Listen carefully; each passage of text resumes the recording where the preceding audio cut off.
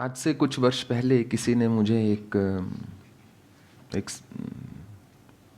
Don't know what to call that, spiritual person कहा जाए या स्पीकर या philosopher, somebody you might have heard of this person, Mahatria Mahatria right, महात्रिया।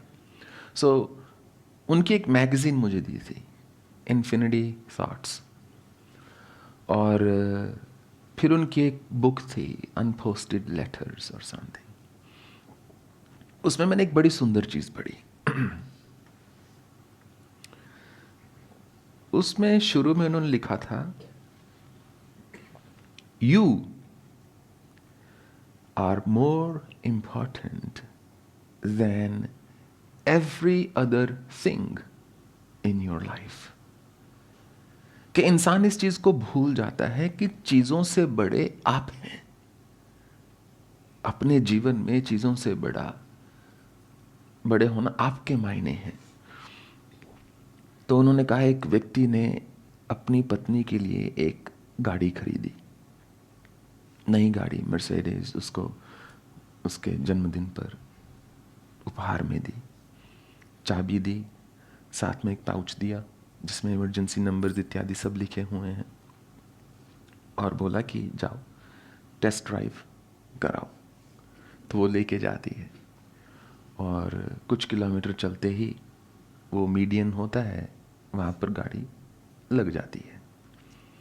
तो गाड़ी रुक जाती है, वो थोड़ा घबरा जाती हैं कि 70-80 लाख की गाड़ी है, इतने प्रेम से दी थी और पहले ही दिन मैंने इसका एक्सीडेंट कर दिया। तो पुलिस आ जाती है, तो कहती कि रजिस्ट्रेशन और वो सब दिखा दीजिए। तो पाउच वो खोलती है, अब वो रो रही है, फ़ोन निकालती है, पति को फ़ोन करेगी, और पाउच खोलती है। उसमें जो रेजो होती है, जो रजिस्ट्रेशन होता है, उसके साथ एक पोस्ट इट नोट होता है छोटा सा, जिस पे लिखा होता है, अगर तुम्हें ये पाउच खोलना पड़ रहा है तो हो सकता है गाड़ी का एक्सीडेंट हुआ हो, पर बिल्कुल भी घबराना मत, चिंता मत करना, मुझे तुमसे ज़्यादा प्यारी नहीं है ये गाड़ी, इसलिए गाड़ी का एक्सीडेंट हो गया तो कोई बड़ी बात नहीं, मुझे तुम ज़्यादा प्रिय हो, गाड़ी नहीं।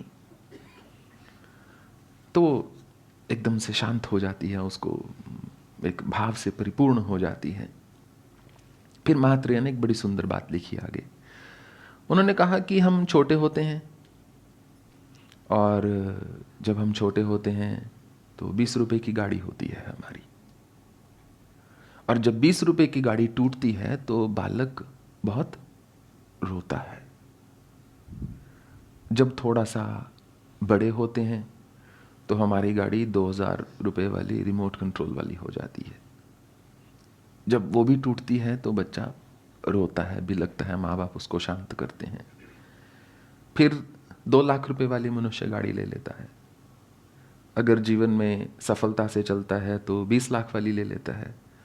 हर बार उसको वो एक टेंशन रहती है कि गाड़ी ठीक खड़ी है, कोई स्क्रैच तो नहीं लगा गया, कोई मार तो नहीं गया। गाड़ी को पार्क करके यहाँ चेक करेगा बेचारा, वहाँ चेक करेगा, आगे पीछे देखेगा कुछ ऐसा तो नहीं लगा हुआ।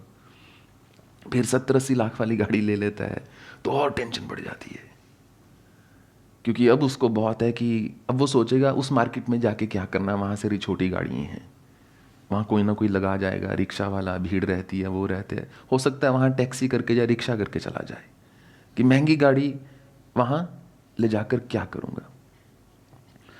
तो उन्होंने लिखा कि कितनी विचित्र बात है, हमारे खिलौने बड़े हो जाते हैं, हम वहीं के वहीं रहते हैं।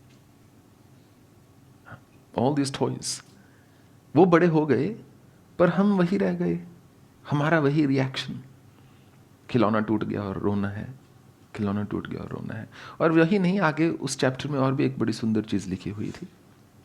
He said, एक व्यक्ति था, उसके घर में एक बड़ा सुंदर वाज था, फूलदान। उसने एक दिन उसको लिया, जोर से पटक दिया, जमीन पर तोड़ दिया। उसका मित्र एक वहां खड़ा था, उसने कहा, अरे ये क्या किया, इतना सुंदर, इतना महंगा वाज जो था तोड़ दिया। उसने कहा, मुझे कम से कम पिछले 10 साल से हमेशा इसको देख के टेंशन होती थी, ये टूट ना जाए, सफाई करने वाली ठीक से करे, वो हाथ लगा देती है, वो कभी हिल जाता, मेरा दिल ऐसे हिल जाता था, हार्ट बीट जो है स्किप हो जाती थी। मुझे हमेशा टेंशन होती थी, ये 1,00,000 रुपए का फूलदान है, कोई ना कोई ऐसी मूर्खता ज़रूर करेगा, सफाई करते हुए ध्यान नहीं रखेगा, हाथ लग जाएगा, ये टूटेगा। 10 साल से मैं जब इसको देखता हूँ, मैंने आज तक इसको देख के ये नहीं कहा कितना सुंदर है।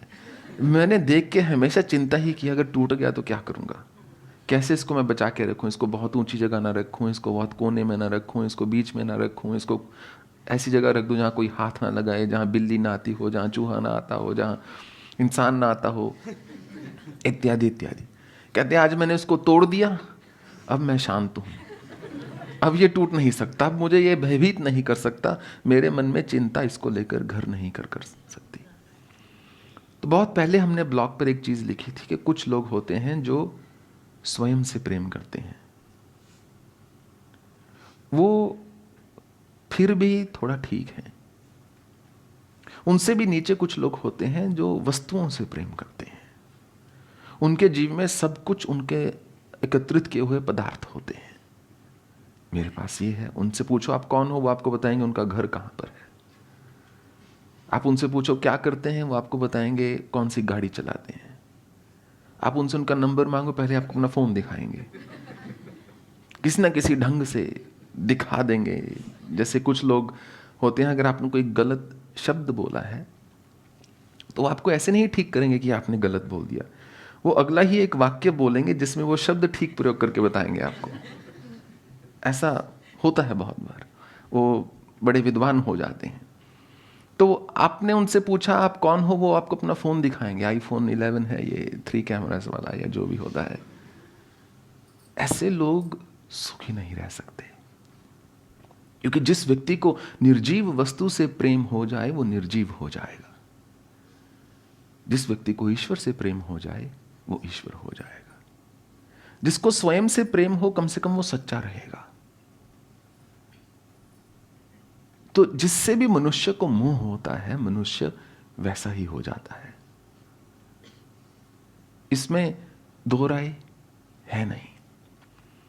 तो जब व्याकुलता हो हृदय में, या लगे कि मैं आध्यात्मिक पथ पर अग्रसर नहीं हूं, जैसा गोविंद ने कहा कि मिटने का नाम है, लगे कि अभी भी मेरा अहंकार बहुत प्रबल है, मैं ही नहीं मिट रही तो बाकी सब क्या मिटेगा,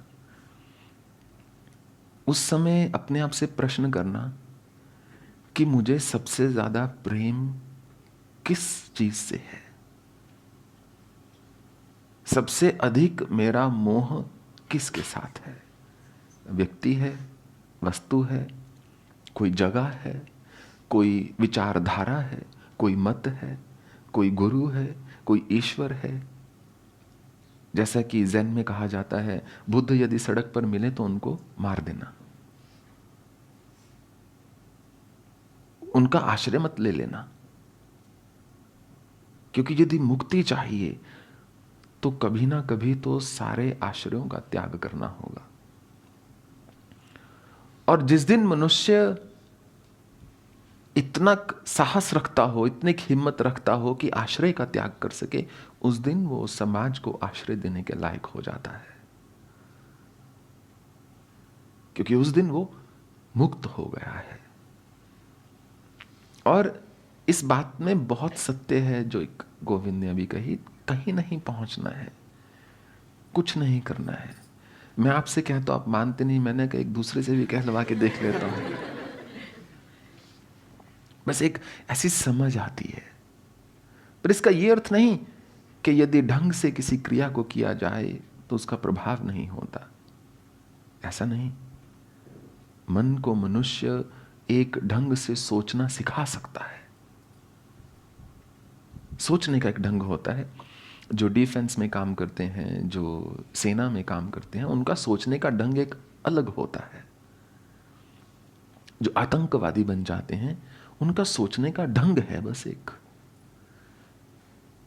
एक व्यक्ति देश के लिए जान दे रहा है, दूसरा व्यक्ति धर्म के लिए जान ले रहा है। सोचने का ढंग जो है बदल जाता है।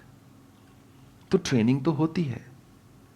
और कई बार मैं सोचता हूं कि बुद्ध रुक गए 6 वर्ष के बाद। शायद अगर वो 10 वर्ष रुक जाते साधना में, उनको ईश्वर के दर्शन भी हो जाते, क्योंकि ईश्वर की सत्ता जो है बहुत सत्य है।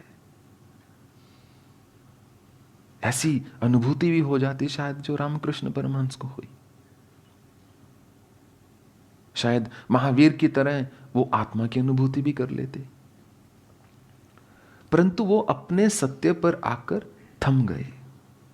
उनके लिए वही संसार का सत्य हो गया, वही आनंद हो गया उनके लिए।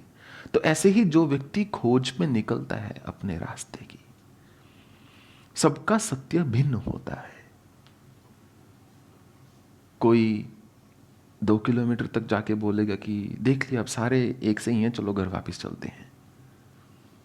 कोई 200 मील जाने के बाद कहेगा नहीं चलते हैं, शायद आगे और नया दृश्य हो, अभी नदी है, शायद आगे सिंधु आ जाए, समुद्र आ जाए। कोई ऐसा होगा सिंधु के किनारे पहुंचकर भी बोलेगा नहीं, एक नाव चाहिए, मैं भीतर तक जाना चाहता हूं। कोई ऐसा बोलेगा अब क्या देखना है ना, बस एक दृश्य ही तो है जो अलग हो रहा है, बाकी तो सब सेम ही है, समान ही है।